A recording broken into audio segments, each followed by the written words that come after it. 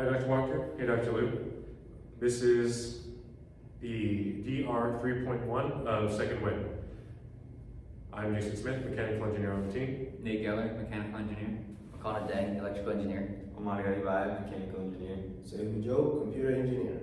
So our first specification that we're trying to accomplish is record patient inhalation, and this spec aims to accurately measure, alert, and display the user of the number of times that they've completed their prescribed inhalation, and we want it to be within 0.5 seconds.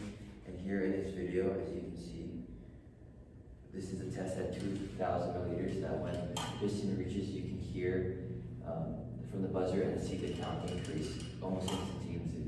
And this stopwatch here goes to show that it's within that 0.5 seconds. Here's another test showing within at 1,000 milliliters, and you can hear the beep happen almost right as the laser is crossing that plane, or right as the piston is crossing the laser's plane, and you can see the count increase as well. Okay, so more on the data that we showed you in the last slide. Here we have a bar graph comparing the difficulties, the difficulty settings and the passive pressure readings that we observed. You can see 3 different trials, and the trend that we saw in the lowest difficulty setting was that the pressure above the flutter was around 0.2, 0.25, and decrease as you increase the difficulty, and that kind of settled around 0.15 kPa. Yeah, and so for this second graph, we have the pressure difference for the Aerobica with the same setup of 3 trials at difficulty 1, 3, and 5. And you can see that difficulty 1 had the lowest pressure in kPa. Difficulty 3 had the second lowest at 2.3. Difficulty 5 had the highest at 2.5. And it's also somewhat of an inverse of the pressure above the flutter, which is also something worth noting. And so we hope that once we're able to print our pressure resistance data, we can get similar, or once we can print our pressure resistance component, we can get similar data to these 2 graphs. All right, for our specification D002, the levels of OPEP resistance, our specification was to have, or shall have 3 levels of increasing resistance and should have 5 levels of increasing resistance. This one was partially failed. While we were able to model it to have 5 levels of resistance that linearly increase, we weren't able to print it out accurately or test it out. So we weren't able to meet the spec in terms of making sure that the resistance levels match a pressure change. But once we're able to print out the resistance component and housing, we'll be able to measure the spec more accurately.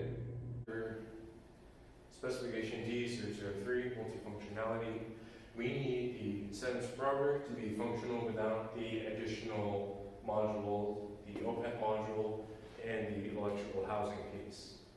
In this short animation here, we can see that both the OPEP module and the electronics housing can, in fact, be detached from the incentive scrubber, allowing the incentive scrubber to function by itself. In the case of when a patient takes it home with them for continued rehabilitation of the alveoli, while the hospital has the discretion of giving them the OPEP attachment and allowing them to retain the electronics for future patient use. PC002 is our on and off switch, and this kind of spec is asking us to be able to make an on and off switch for the user to turn it off once they have completed their inhalations in order to preserve the battery of our electrical system. This on and off switch also acts as a reset button as well, where it kind of refreshes the memory of the user as well. So here in this video you can see, or this is the test setup that we have. Here you can see our on and off switch. One is the state of it being connected to the battery and also through our buck converter. Then the next state is just shorted to where it won't provide any power. Here's a little video showing that our on and off switch works correctly and is able to reset, actually reset the code and turn it on and off and continue to function after it's been turned off and turned back on. Turn the switch off.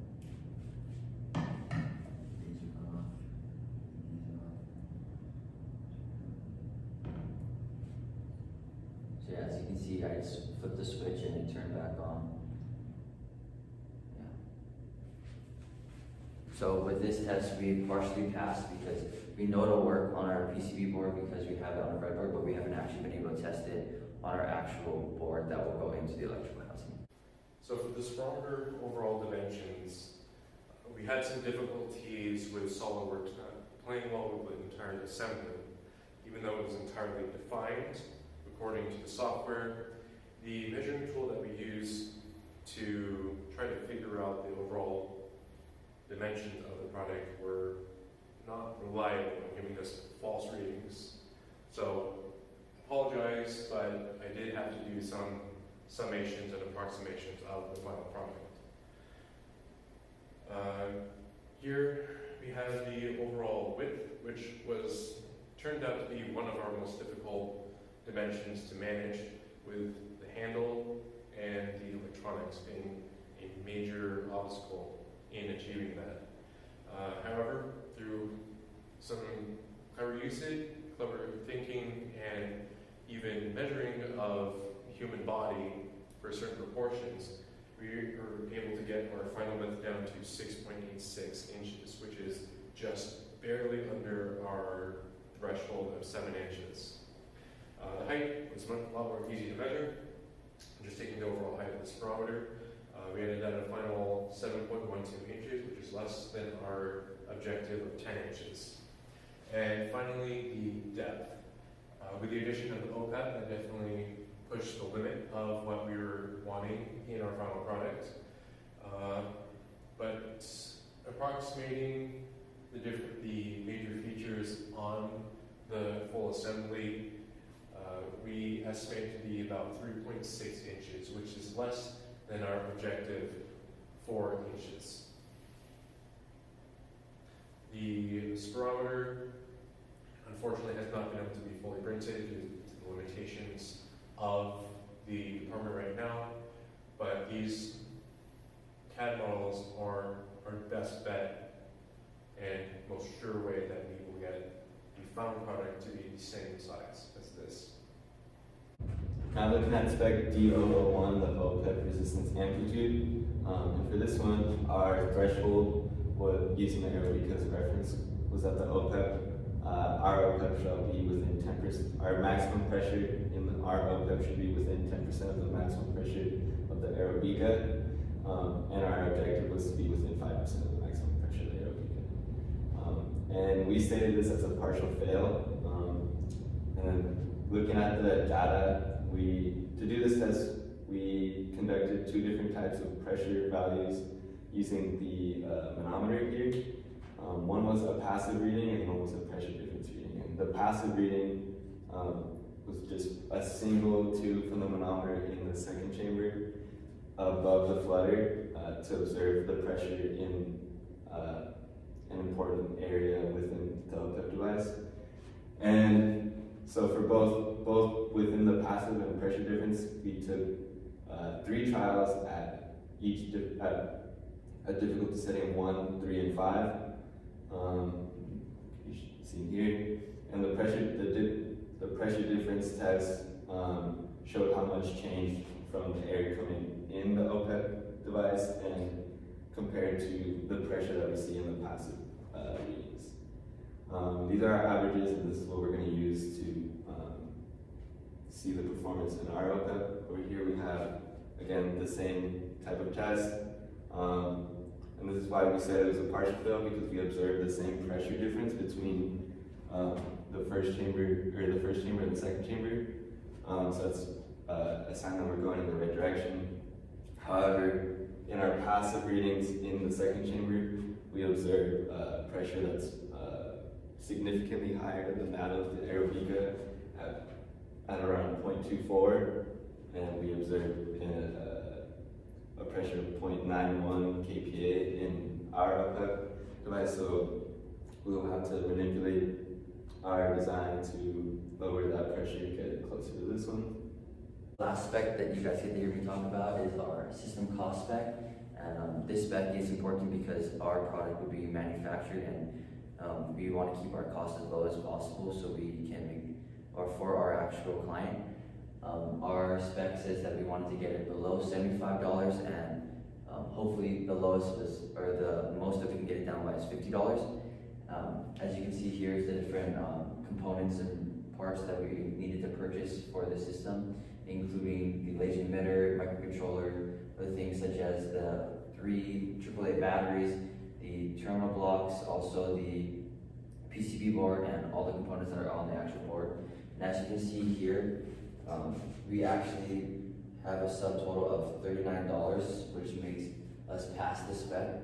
Including tax, it's $42, and with the budget of plus 25%, just accounting for stuff, it's over 53. So in that aspect, it would only pass for the threshold. But as you see here, if we actually manufactured it with quantities of 100, our subtotal would be around $30.57, and our overall budget for it and our total would be $33.66. So this spec we passed. For safety specification 001, dealing with wire exposure. In previous iterations, we had coins, button battery type of power, but as our PCB came in and we began testing, the power and current draw was far above what we expected. Now, a band-aid solution to this would be to simply add on another battery and call it a day. But we found that as we added the third module, complexity became much more of an issue, as 3 circular batteries being put on a vertical face was a lot more difficult to manage, requiring a more complicated battery wrap to glue the battery holders onto, and needed to come up with a very complex and delicate wire cover or cowling to make sure that the user wasn't exposed to live wires. So to consider both issues, we decided to switch out the button batteries for a 3 AAA battery holder. Now, these types of holders come in a variety of sizes and are very robust in their design, making sure that the user is protected. The piece here, highlighted in yellow, is a stand-in for the 3 AAA battery holder.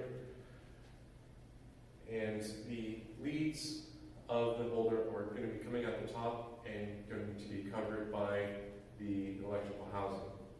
Now, all that remains in this central area here are going to be springs and contact pads that the batteries will be in contact with.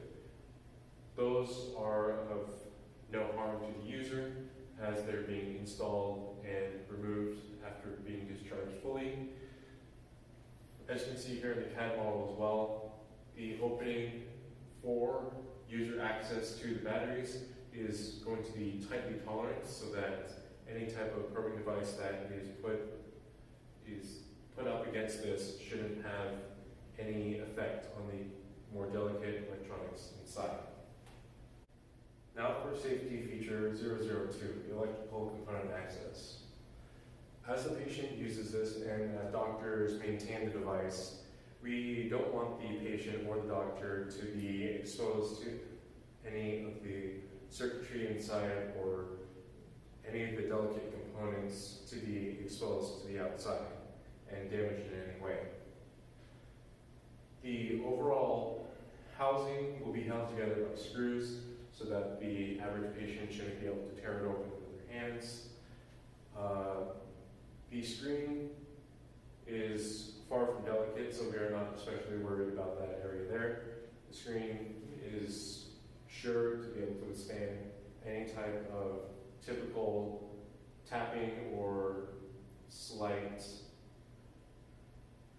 bumping damage that may occur.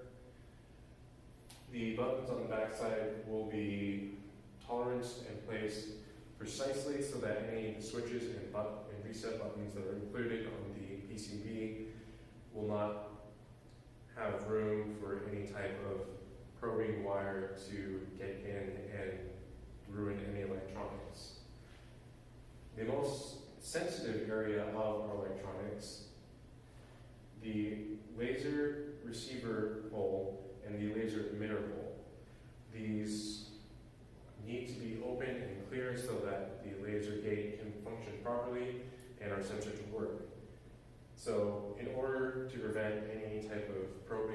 those most delicate parts, we're going to be covering them up with some type of either clear plastic inserts or using an adhesive on the inner wall